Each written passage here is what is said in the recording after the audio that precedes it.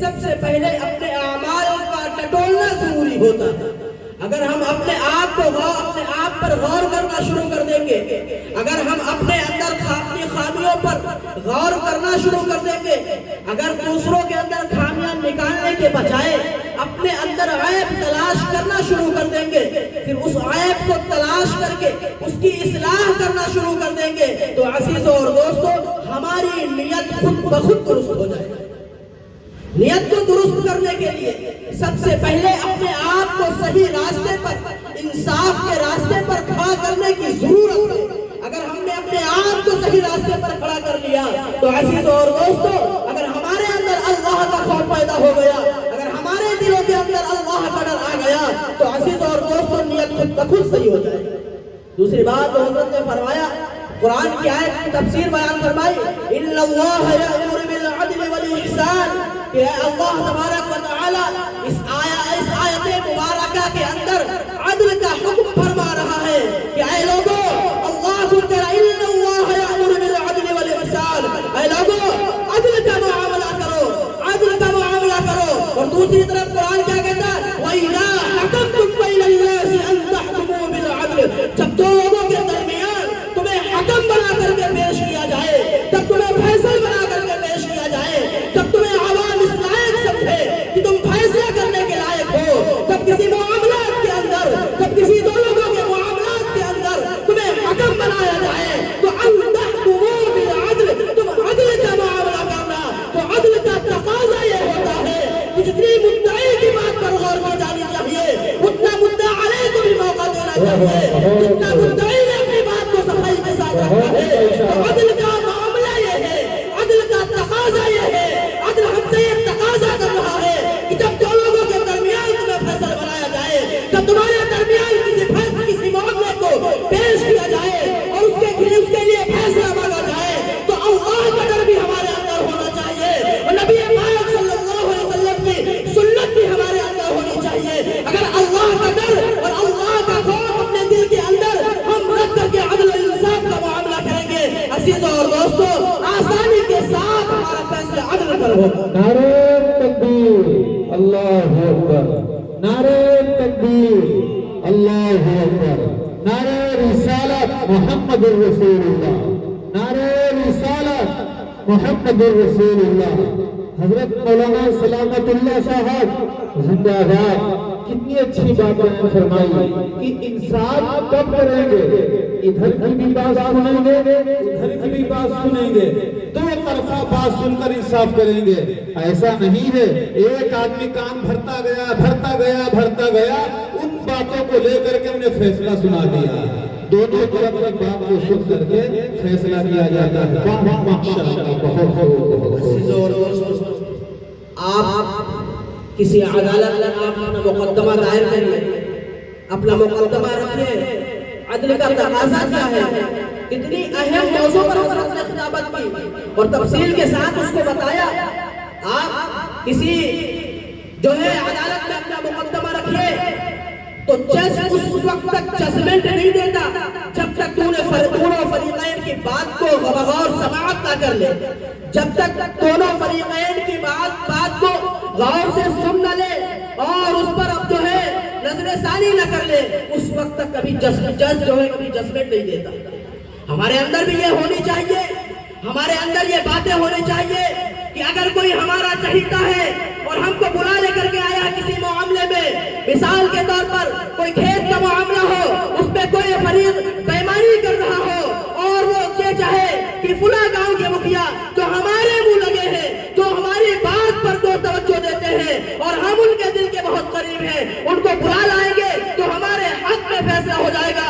عزیزوں اور دوستوں، اس کے سوچنے کے مطابق صرف چہرہ دیکھ کر کے تعلق کے بنا پر، تعلق کی نسبت پر یا طاقت کی نسبت پر یا بڑی قوت کی نسبت پر یا مال کی نسبت پر یا منہ لگنے کی نسبت پر اگر عزیزوں اور دوستوں فیصلہ ہم نے کیا تو یہاں یہ فیصلہ ضرور کر دیا، لیکن رب الجلال کی عدالت میں ہم سے جب سوال کیا جائے گا تو اس کا جواب ہمیں اور آپ کو دینا پڑے گا۔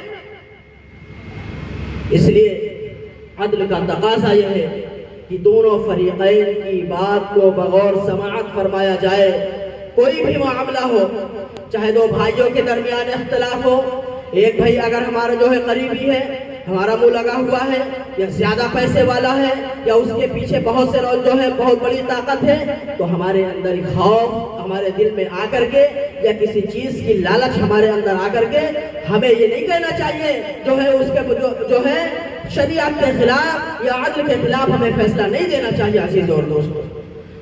ہاں، ان اللہ یأمر بالعدل والاحسان، عدل کا تقاضا یہ ہے کہ دونوں لوگوں کی باتوں کو باقاعدہ سنا جائے، اور جب کسی معاملے میں حکم بنایا جائے تو اللہ فرماتا ہے وَإِذَا حَكَمْتُمْ بَيْنَ النَّاسِ أَن تَحْكُمُوا بِالْعَدْلِ، جب کسی معاملے میں، دو لوگوں کے معاملے میں تمہیں حکم بنایا جائے تو أَن تَحْكُمُوا بِالْعَدْلِ، تم جو ہے عدل اور انصاف کا معاملہ کرو۔ ایک طرفہ سن کر کے، ایک لوگوں کی بات کو سن کر کے کبھی ججمنٹ مت دیا کرو۔ ہو سکتا ہے جو شخص وہ شخص جس نے یہ دعویٰ ان پر الزام لگایا ہو سکتا ہے وہ ملزم نہ ہو، وہ جرم اس سے نہ ثابت ہو پائے، تو کم سے کم شرمندگی کا سامنا تو نہ کرنا پڑے، اس لیے دونوں فریقین کی بات کا سننا عدل کے لیے ضروری ہے۔ جب تک ہم دونوں فریقین کی بات کو نہیں سنیں گے، کوئی بھی معاملہ ہو ہم پورے دور پر عدل نہیں کر پائیں گے۔ ایک طرفہ بات سن کر کے عدل اگر ہم نے فیصلہ کیا تو عدل نہیں ہوگا بلکہ ظلم ہوگا، عدل نہیں ہوگا۔ یہ حضرت نے جو بہت انتہائی اہم موضوع پر گفتگو کی، اللہ تبارک و تعالی حضرت کی ایک بات پر ہم سب کو عمل کرنے کی توفیق عطا فرمائے۔ میں نے قرآن مقدس کی آیت کریمہ جو پڑھی اس کے متعلق چند منٹ گفتگو کر کے اپنی جگہ لوں گا۔ اس کے بعد مقرر خصوصی مہمان مقرر حضرت اقدس حضرت مولانا عمر فاروق صاحب دامت برکاتہ العالیہ کا انتہائی پرمغز خطاب ہوگا۔ اس کے بعد دعا ہوگی، دعا کے بعد ہی آپ حضرات یہاں سے اٹھ کر کے جائیں۔ انشاءاللہ بیٹھیں گے آپ حضرات، بیٹھیں گے انشاءاللہ۔ میں نے قرآن مقدس کی آیت پڑھی وَاعْبُدُوا اللَّهَ، اس آیت کے اندر کئی ٹکڑے ہیں اور ہر ٹکڑے پر اللہ تبارک و تعالی نے الگ الگ حکم دیا ہے، الگ الگ چیزوں کا حکم دیا ہے۔ کیا؟ وَاعْبُدُوا اللَّهَ، اے لوگو اللہ کی عبادت کرو، اے لوگو اللہ کی عبادت کرو۔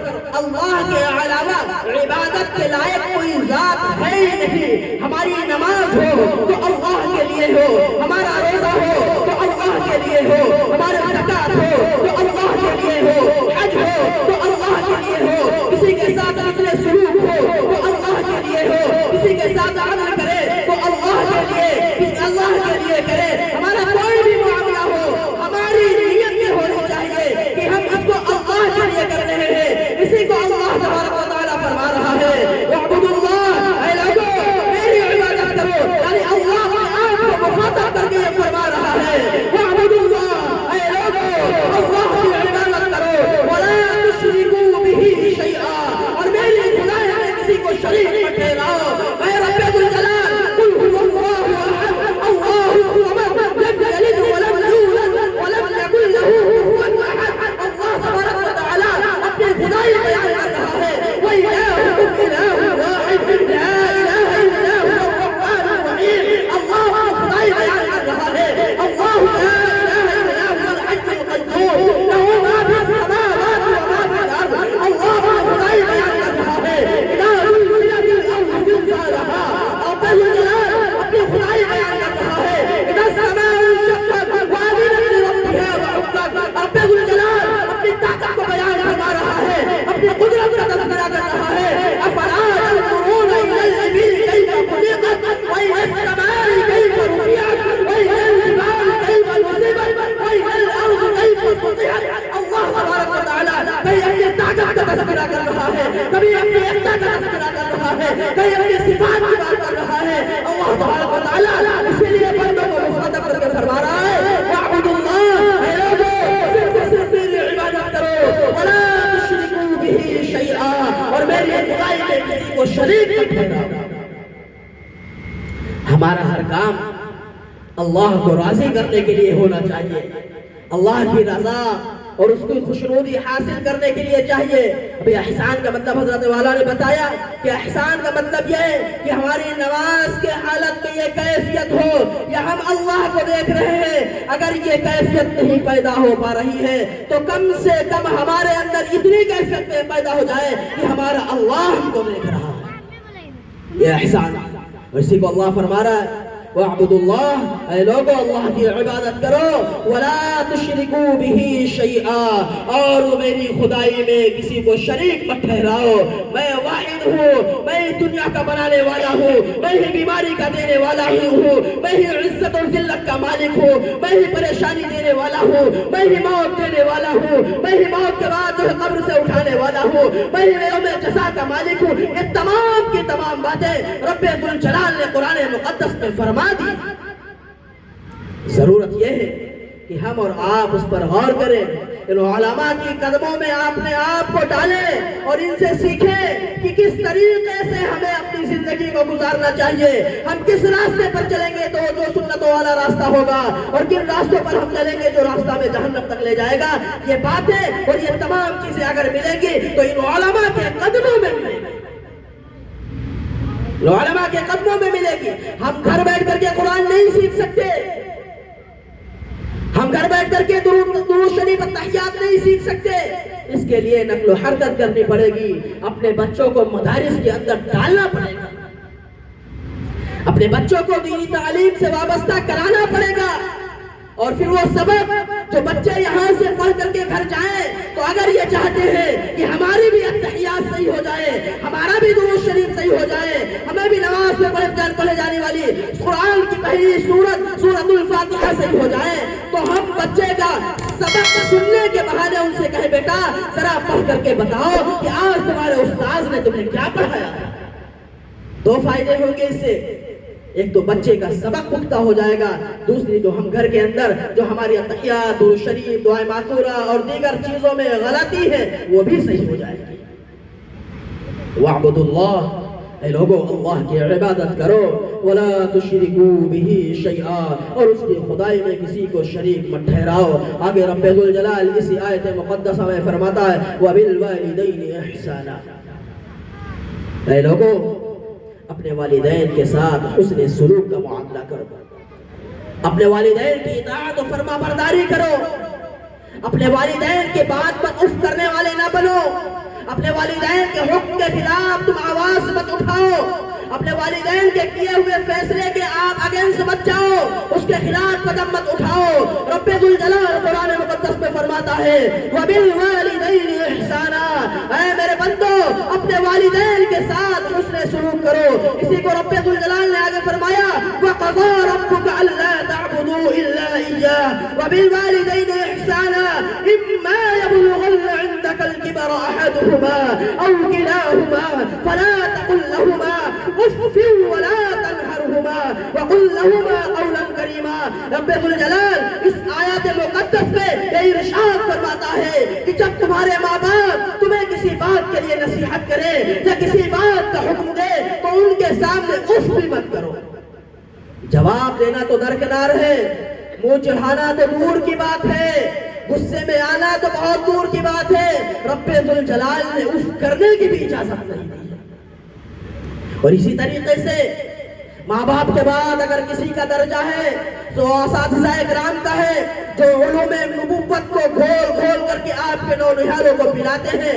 ماں باپ کے بعد اگر کسی کا درجہ ہے تو اساتذہ کرام کا ہے. تو ساتھ میں ہم اپنے بچوں کو گھر سے یہ سبق دے کر کے بھیجیں کہ اگر کسی غلطی کے لیے استاذ تمہیں متنبہ کرے، کسی غلطی پر اگر تمہیں ہلکی پھلکی مار دے تو ان سے کبھی آنکھیں مت لڑانا، انہیں پلٹ کر کے جواب مت دینا. اور اپنے اندر بھی یہ ہم جو ہے وہ بات پیدا کریں کہ اگر کبھی غلطی سے کہیں زیادہ بھی ہو گیا تو ہم شکایت لے کر کے مدرسے میں بتائیں، ورنہ بجائے ہمارا بچہ تعلیم میں آگے بڑھنے کے اس کے اندر بدمعاشی اور زیادہ آ جائے گی، وہ شیر ہو جائے گا.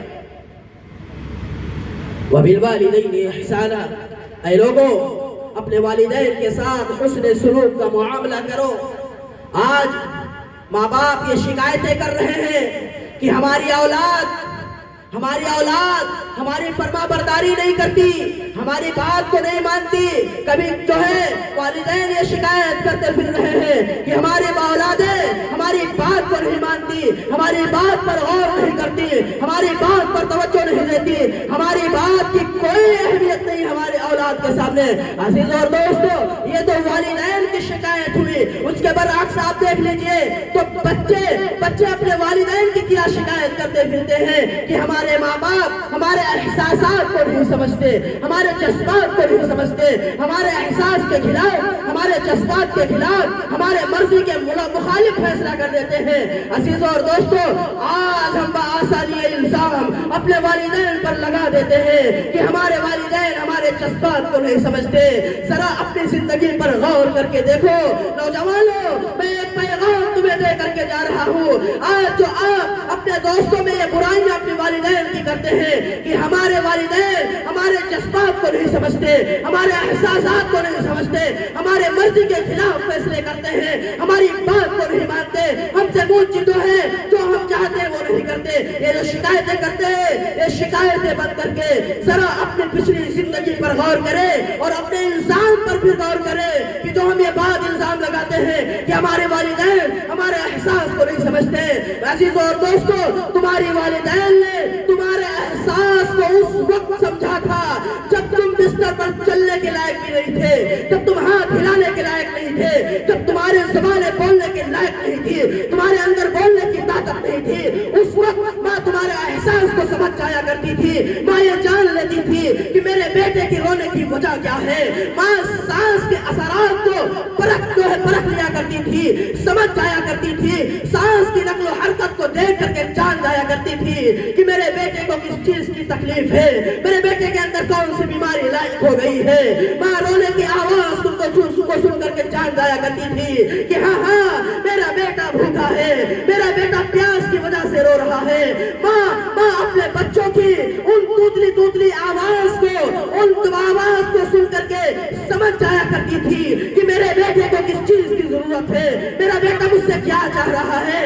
عزیزوں اور دوستو، جب بولنے کی طاقت نہیں تھی، چلنے کی طاقت نہیں تھی، اٹھنے کی طاقت نہیں تھی، کروٹ لینے کی طاقت نہیں تھی، اپنا کپڑا بدلنے کی طاقت نہیں تھی، پیشاب و پاخانہ کرنے کی صلاحیت نہیں تھی، اس وقت عزیزوں اور دوستو ماں نے صرف ہماری آواز کو سن کر ہمارے احساس کو اور ہمارے جذبات کو سمجھ لیا تھا۔ اور آج ہم جوان ہو کر کے ان سے آنکھیں لڑاتے ہیں اور اپنے دوستوں سے یہ شکایت کرتے ہیں ہمارے والدین ہمارے جذبات کو نہیں سمجھتے، ہمارے جذبات کے خلاف فیصلے دیتے ہیں۔ عزیزوں اور دوستو، ماں کا مقام بہت بڑا ہے، بہت بلند ہے، اسی لیے رب ذوالجلال نے فرمایا اف ولا تنہرہما، ان کے کسی فیصلے پر اف مت کرنا۔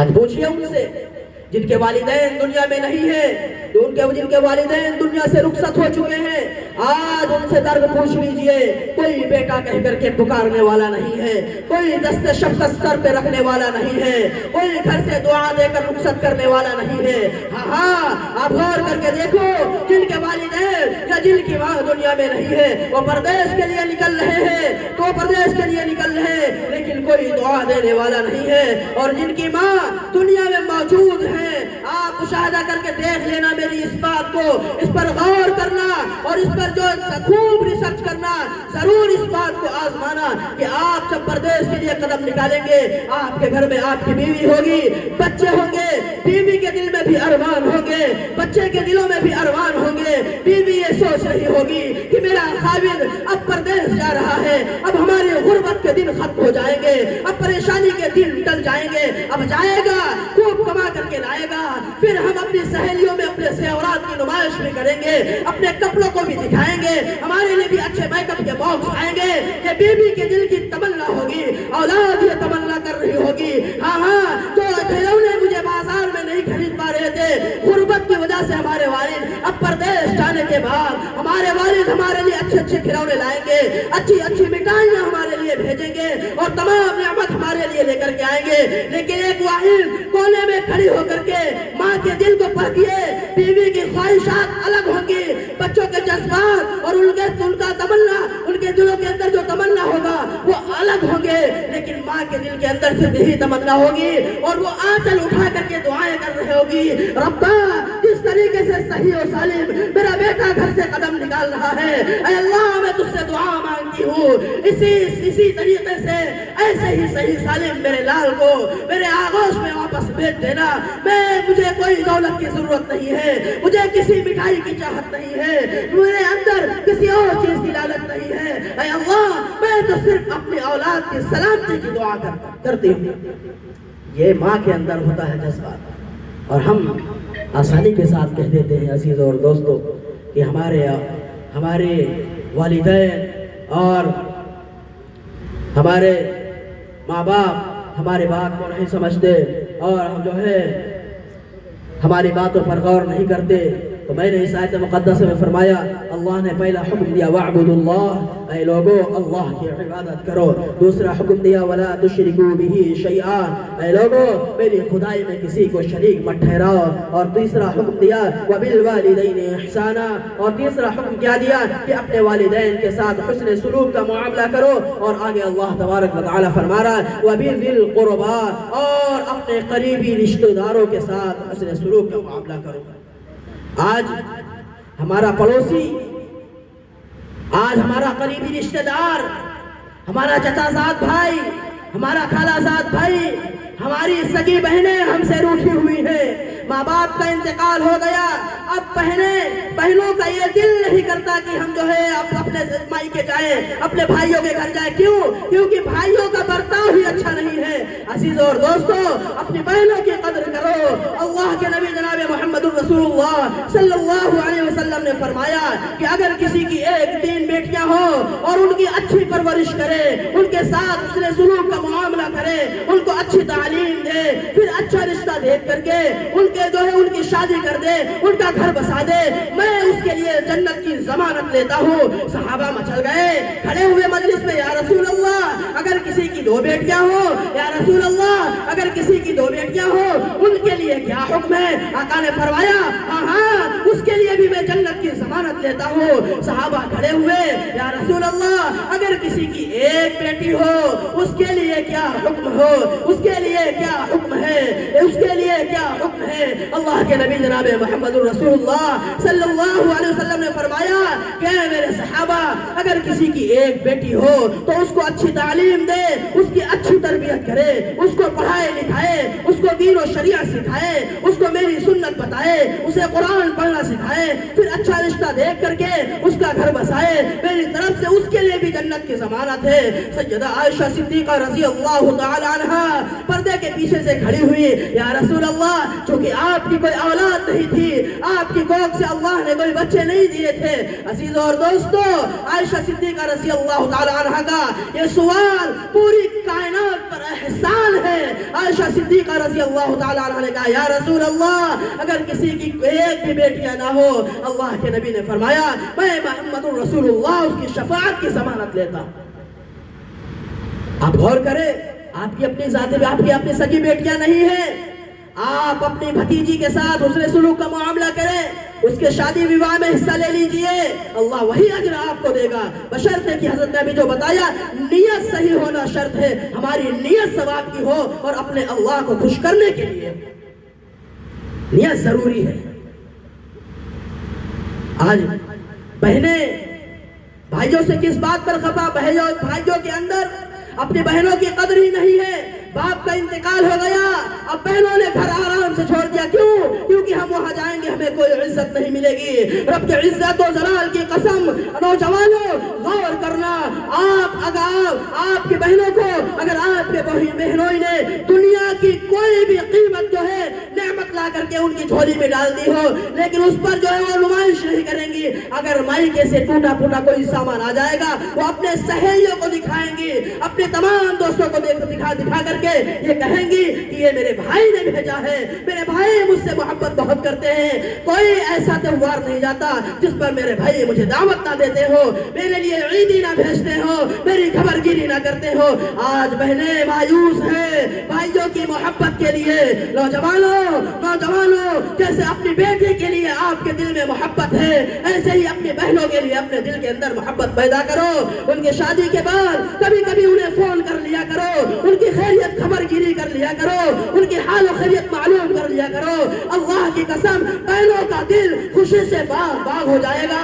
ان کے دلوں سے تمہارے لیے دعائیں نکلیں گی. تم اپنے بچوں کے لیے ہزاروں روپے کا کھلونا لے کر کے آتے ہو, ہزاروں روپے کی نعمتیں لے کر کے آتے ہو, لیکن کبھی اپنے بہنوں کے بچوں کے لیے, کبھی اپنے بھانجوں کے لیے بھی غور کر لیا کرو. کبھی ان کے لیے بھی ٹوٹے پھوٹے کھلونے بھیج دیا کرو. کبھی ان سے بھی ملاقات کر لیا کرو. کبھی ان کے سر پر جو ہے دست شفقت رکھ دیا کرو. کبھی شفقت سے ان کے سر پر ہاتھ پھیر دیا کرو اور انہیں گلے سے لگا لیا کرو. جیسے آپ اپنے بچوں سے پیار کرتے ہیں, آپ اپنے بچوں کو محبت دیتے ہیں, کبھی اپنے بہنوں کے بچوں کو بھی سہارا دے دیا کریے. عزیزوں اور دوستوں, اگر آپ کے بہنوں نے اپنے بچوں کو لاکھ نعمتیں لا کر کے دی ہوں گی, کبھی اپنے دوستوں میں اس کا ذکر نہیں کریں گے, لیکن اگر آپ اپنے بھانجوں کے لیے, اپنے بہن کے بچوں کے لیے ٹوٹا پھوٹا کھلونا لے کر کے جائیں گے تو وہ گلی میں, محلے میں, اسکول میں, کالج میں اور تمام اپنے دوستوں کو دکھاتے پھریں گے کہ ہاں ہاں یہ کھلونا دیکھو کتنا پیارا لگتا ہے. پوچھیں گے کہاں سے آیا؟ تمہیں پتا ہے میرے ماما لے کر کے آئے ہیں, میرے ماما مجھے بہت مانتے ہیں, ہر عید میں عیدی دیتے ہیں, ہر بقرہ عید میں خبر گیری کرتے ہیں, جب میں بیمار ہوتا ہوں کوئی خبر لے نہ لے میرے ماما ضرور میرے اوپر غور کرتے ہیں. رب ذوالجلال فرماتا ہے وَبِذِي الْقُرْبَىٰ, اے لوگوں اپنے قریبی رشتہ داروں کے ساتھ حسن سلوک کا معاملہ کرو. وَالْيَتَامَىٰ, اور اپنے قریب دیکھ لو کوئی یتیم اور نادار اور مفلس اور ضرورت مند شخص ہے. رب ذوالجلال فرماتا ہے وَالْيَتَامَىٰ, اور والمساکین, اور اپنے مسکین پڑوسیوں کے لیے اور یتیم بچوں کے لیے بھی اپنے دل میں جگہ رکھو. کبھی ان کے سروں پر ہاتھ پھیر دیا کرو. اگر ان کو ان کے گھر میں پڑھانے کی صلاحیت نہیں ہے, اگر وہ اپنے بچوں کو نہیں پڑھا سکتے, تو عزیزوں اور دوستوں ان کی انگلی پکڑ کر کے کبھی مدرسے کا دروازہ دکھا دیا کریے. رب ذوالجلال اس سے بہت خوش ہوگا, آپ کی کمائیوں میں اللہ برکت دے گا. والیتامیٰ, رب ذوالجلال فرما رہا ہے اے لوگوں یتیم بچوں کے ساتھ حسن سلوک کا معاملہ کرو. نبی پاک صلی اللہ علیہ وسلم کا وہ واقعہ آپ نے خوب پڑھا ہوگا, خوب خطاب میں سنا ہوگا کہ آپ عید کے موقع پر جا رہے تھے. ایک یتیم بچہ جس کے سر پہ نہ کوئی ہاتھ رکھنے والا تھا, نہ کوئی نیا کپڑا پہنانے والا تھا, نہ کوئی اس کی آنکھوں میں سرما لگانے والا تھا, نہ کوئی اسے کاندھے پہ بٹھا کر کے عیدگاہ لے جانے والا تھا. اللہ کے نبی نے جب اسے دیکھا دریافت کیا, اے بچے بتائیے کس وجہ سے تم مغموم ہو, کس چیز نے تمہارے دل کو جھنجھوڑ رکھا ہے اور تمہارے چہرے پر جو یہ مایوسی کے اثرات ظاہر ہو رہے ہیں, اس کی وجہ کیا ہے؟ وہ بچہ کہتا ہے یا رسول اللہ آج ہمارے والد نہیں ہیں, میں اس لیے رو رہا ہوں. آج اگر ہمارے ابا جان ہوتے تو میرے لیے عید کے موقع پر نئے نئے کپڑے لاتے, میرے لیے جوتے لاتے, میرے لیے کھلونے لاتے, مجھے کاندھوں پر بٹھا کر کے عیدگاہ لے جاتے, مجھے انگلی پکڑ کر کے ٹہلاتے بازاروں کے اندر. نبی پاک صلی اللہ علیہ وسلم نے یتیموں کے ساتھ کیسا حسن سلوک کا معاملہ کیا ہے. مسلمانوں غور کرو, توجہ دینے کی ضرورت ہے, مسلمانوں اس پر غور کرنے کی ضرورت ہے. آج ہمارا یتیم پڑوسی بھوک کی وجہ سے بلک رہا ہے, ہم گھر میں مہینوں روز گوشت پکاتے ہیں لیکن ہمیں توفیق نہیں ہوتی. اپنے غریب پڑوسی, اپنے مسکین پڑوسی, اپنے یتیم پڑوسی کے گھر بھی, اپنے گھر میں جو ہے بیوہ پڑوسی کے گھر بھی ہم کٹوری کا سالن پہنچا دیا کریں. نبی پاک صلی اللہ علیہ وسلم نے اس یتیم کی مدد کر کے پوری امت کو یہ دعوت دی کہ اے لوگوں میں نبیوں کا سردار یتیموں کے ساتھ حسن سلوک کا معاملہ کر رہا ہوں اور میں پوری امت کو مخاطب کر کے یہ دعوت دے رہا ہوں. رب ذوالجلال نے اسی کو قرآن مقدس میں فرمایا والیتامیٰ, اے لوگوں یتیموں کے ساتھ حسن سلوک کا معاملہ کرو. رب ذوالجلال نے اس آیت مقدسہ میں کئی احکامات فرمائے, انہیں میں یتیموں کے ساتھ شفقت کی بات فرمائی. نبی پاک صلی اللہ علیہ وسلم نے جب اس بچے کی بات کو سنا, اس کی انگلی پکڑ کر کے گھر لائی. عائشہ سے کہا عائشہ اس بچے کو نہلا دیجئے, اس بچے کو اچھے اچھے کپڑے پہنا دیجئے, اے عائشہ اس بچے کی آنکھوں میں سرما لگا دیجئے اور اس کے ہاتھوں پر, اس کے سروں پر تیل لگا دیجئے اور اسے اچھے کپڑے پہنا کر کے آپ اسے میرے کاندھے پر بٹھا دیجئے. اے عائشہ، اس کے نام آپ ہیں نہ اس کے باپ ہیں، آپ ماں والی شفقت والا ہاتھ اس کے سر پر رکھ دیجئے. عائشہ صدیقہ رضی اللہ تعالی عنہا اس بچے کو نہلاتی ہے، نئے کپڑے پہناتی ہے، آنکھوں میں سرما لگاتی ہے، سر پر تیل کی مالش کرتی ہے. اس کے بعد وہ نبیوں کا سردار، وہ یتیموں کا والی، غلاموں کا مولا، تمام جہان کا درد اپنے دلوں میں رکھنے والا وہ محمد عربی جناب محمد رسول اللہ صلی اللہ علیہ وسلم اس بچے کو اٹھاتے ہیں اور پھر کاندھے پہ بٹھا کر کے عیدگاہ کی طرف رخصت ہوتے ہیں. جب عیدگاہ کی طرف چلتے ہیں تو گلی اور محلے کے ہر بچے یہ خواہش کرتے ہیں کہ کاش آج ہمارے ابا بھی نہ ہوتے تو اماں عائشہ مجھے تیار کرتی، کاش ہماری ماں نہ ہوتی تو آج سیدہ فاطمہ سیدہ عائشہ صدیقہ مجھے تیار کرتی، کاش ہمارے والد نہ ہوتے تو آج میں محمد عربی کے کاندھوں پر بیٹھ کر کے عیدگاہ جا رہا ہوتا. عزیزوں اور دوستوں، میرے نبی نے یتیموں کے ساتھ کیسا حسن سلوک کا معاملہ فرمایا. میں یہ دعوت دے کر کے جا رہا ہوں آپ لوگوں کو کہ اپنے پڑوسیوں کا حقوق ادا کریے. اگر آپ کے پڑوسیوں میں، قریبی رشتہ داروں میں کوئی ضرورت مند ہے تو اپنے مال میں اس کا بھی حصہ لگا دیجئے، اس کی بھی مدد کریے. اللہ تمہارے اجر کو قبول کرے گا اور اللہ تمہاری نعمتوں کے اندر اضافہ فرما دے گا. لَإِن شَكَرْتُمْ لَأَزِيدَنَّكُمْ وَلَئِن كَفَرْتُمْ إِنَّ عَذَابِي لَشَدِيدٌ. اے لوگوں، اللہ کی نعمتوں کا شکریہ ادا کرو. تو نعمتوں کا شکریہ ادا کرنا ایسے ہوتا ہے جب ہم اپنے مال کو صحیح راستے پر، صحیح نہج پر خرچ کرنے والے ہو جائیں. اے لوگوں، میں یہ بات بتا کر کے جا رہا ہوں کہ اپنے یتیم، اپنے پڑوس کا جو ہے یتیم پڑوسیوں کے ساتھ، اپنے غریب پڑوسیوں کے ساتھ حسن سلوک کا معاملہ کرنا، اللہ کی عبادت کرنا، اس کے ساتھ کسی کو شریک مت ٹھہرانا اور اپنے والدین کے ساتھ حسن سلوک کا معاملہ کرنا، اپنے قریبی رشتہ داروں کے ساتھ اچھے سے پیش آنا، پڑوسیوں کا حق ادا کرنا، غربا و مساکین کی اور یتیم کی خیر خواہی کرنا. رب ذوالجلال اس عمل سے بہت خوش ہوتا ہے. اس عمل کا بدلہ رب ذوالجلال نے صرف و صرف جنت رکھا ہے، اپنی رضا رکھی ہے، اپنی خوشنودی رکھی ہے. اس لیے میں اپنی بات کو ختم کر رہا ہوں، لیکن یہ پیغام میں اپنی نوجوان بہنوں کے لیے دے کر کے یہاں سے اپنی بات ختم کر رہا ہوں. آج جتنا ضروری اللہ کی عبادت ہے، جتنا ضروری جو ہے توحید ہے، جتنا ضروری والدین کے ساتھ اور حسن سلوک ہے، جتنا ضروری یتیموں کی خبر گیری ہے، جتنا ضروری یتیموں، مسکینوں اور غربا کی جو خبر گیری ہے، اتنا ہی ضروری قوا انفسکم واہلیکم نارا، اپنے بچوں کی بھی خبر گیری کرنا ضروری ہے، اپنے اہل و عیال کی بھی نگرانی ضروری ہے.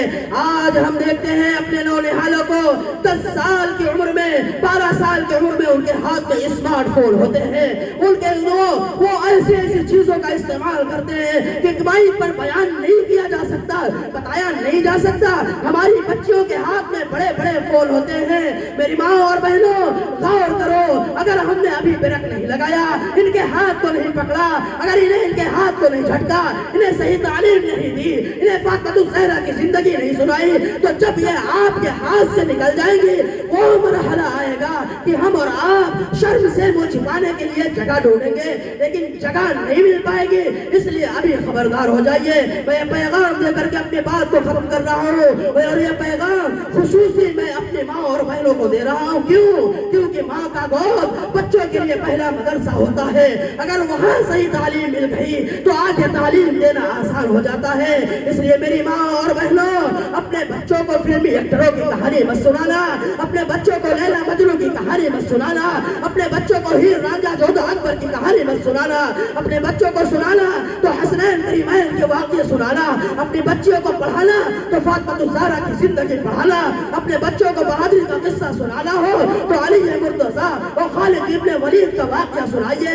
اور اپنے بچوں کے ہاتھ سے اسمارٹ فون کو چھین لیجئے، ان کے ہاتھ میں قرآن و تسبیح کو تھما دیجئے، اپنے بچوں کے ہاتھ میں مسلح دے دیجئے. اور اگر ہماری بچیاں کئی دور کالج میں پڑھ رہی ہیں تو عزیزوں اور دوستوں اور میری ماں اور بہنوں، کبھی انہیں اپنے اپنے دوستوں کے ساتھ اپنی سہیلیوں کے ساتھ آپ کالج جانے کی اجازت نہ دیجیے. بالغ ہونے کے بعد بچیوں پر آپ کا حقوق ہے کہ انہیں اچھی تعلیم دیں. اچھی تعلیم دینا بچوں کو فرض کے درجے میں ہوتا ہے. اس لیے ہم پر یہ ضروری ہوتا ہے کہ اگر ہماری بچیاں نوجوان دور کسی کالج میں پڑھ رہی ہو تو ہم اپنی نگرانی میں انہیں اسکول چھوڑ لے جائیں. پھر چھٹی کا ٹائم پرنسپل سے معلوم کریں, وہاں کی انتظامیہ سے پوچھیں کہ چھٹی کا وقت کیا ہے. چھٹی کے وقت پہنچ کر کے انہیں ریسیو کریں, اپنی نگرانی میں انہیں اسکول اور کالج بھیجیں, اپنی نگرانی میں انہیں گھر لے کر کے آئیں. کبھی ہم اپنے بچیوں کو اپنے سہیلیوں کے ساتھ مارکیٹنگ کرنے کے لیے نہ بھیجیں. ان کی ضرورت کا سامان ہم خود خرید لے کر کے آئیں. اگر نہیں پسند آ رہا ہے, اتنا ہی شوق ہے ان کے اندر مارکیٹنگ کرنے کا, تو میری ماں اور بہنوں اکیلے کسی سہیلی کے ساتھ یا کسی دوست کے ساتھ مت بھیجنا. ان کی انگلی پکڑ کر کے لے جانا. آپ مارکیٹ میں جو چیز انہیں پسند ہو اسے دلا دینا, لیکن کسی جو ہے دوست کے ساتھ یا کسی سہیلی کے ساتھ انہیں مت بھیجنا, ورنہ دھوکے کے علاوہ کچھ ہاتھ نہیں آگا. سوشل میڈیا پر ہم سے زیادہ آپ ایکٹیو رہتے ہیں. آپ دیکھیے مسلمان گھروں کی نوجوان بچیاں غیروں کا شکار ہوئی, ان کے ساتھ گئی, اور غیروں نے جو ہے اپنی لذت کو حاصل کیا, اپنی پیاس کو بجھایا, اس کے بعد انہیں ذبح کر دیا, قتل کر کے چوراہے پر چھوڑ دیا. آج حال یہ ہے کہ ہماری کمپلین بھی جو ہے پولیس اسٹیشن میں نہیں لکھی جا رہی ہے, ہماری بات کو نہیں سنا جا رہا ہے. کیوں؟ انما الاعمال بالنیات, ابھی حضرت نے فرمایا. اور دوسری بات, اعمالکم اعمالکم, جیسے اعمال ہوں گے حاکم ویسے ہوں گے. آج ہمارے گھروں سے ہمارے اعمال بگڑے ہوئے ہیں. آج ہم پر ظالم اور جابر رہنما مسلط ہے. اس لیے میری ماں اور بہنوں اپنے بچوں کو صحیح تعلیم دے, اچھی تعلیم دے. ان کے ہاتھ میں موبائل فون دینے کے بجائے قرآن ان کے ہاتھ میں دے, ان کے ہاتھ میں تصویر دے, ان کے ہاتھ میں امہات المؤمنین کے واقعات کی کتاب دے. اور اپنے بچوں کو بہادروں کے قصے, بہادری کے قصے سنانا ہو تو صحابہ کے قصے سنائے, حسنین کریمین کے قصے سنائے. اگر اس نہج پر ہم چلے, اگر اس راستے پر چلے تو کبھی ہمارے بچے نہیں بگڑیں گے, کبھی شکایت کا موقع نہیں ملے گا. لیکن اگر لاپرواہی کی زندگی گزارتے رہے, یوں ہی آسادی کے ساتھ ان کو چھوڑے رکھا ہم نے, اور یوں ہی اپنے منمانی سے وہ مارکیٹنگ کرتی رہی, اسکول جاتی آتی رہی, تو ایک دن آئے گا جب وہ ہماری مرضی کے خلاف قدم اٹھائیں گے, ہمارے فیصلے کے خلاف ان کی زبانیں اٹھیں گے. پھر ہم شرم کی وجہ سے دوسروں سے کہہ بھی نہیں پائیں گے. تو وقت سے پہلے, اس طریقے سے موت سے پہلے موت کی تیاری ضروری ہے. ایسے وقت سے پہلے اپنے آپ کو خبردار کر لینا بھی ضروری ہے. اس لیے اپنے گھروں کو, اگر ہم یہ چاہتے ہیں کہ ہمارے گھر کا ماحول اچھا ہو جائے, ہمارے گھر کا ماحول خوشنما ہو جائے, تو ہم اپنے بچوں کو صحیح دین کی تعلیم دیں, ان کو مدرسہ سے وابستہ کرائیں, ان کے دل میں علماء کی عزت بٹھائیں, ان کے دلوں میں ان اساتذہ کرام کی محبت بٹھائیں. انشاءاللہ ہمارا گھر جنت کا نمونہ بن جائے گا. اللہ تبارک و تعالی ہم سب کو کہنے سننے سے زیادہ عمل کرنے کی توفیق عطا فرمائے. آمین. وآخر دعوانا الحمدللہ رب العالمین.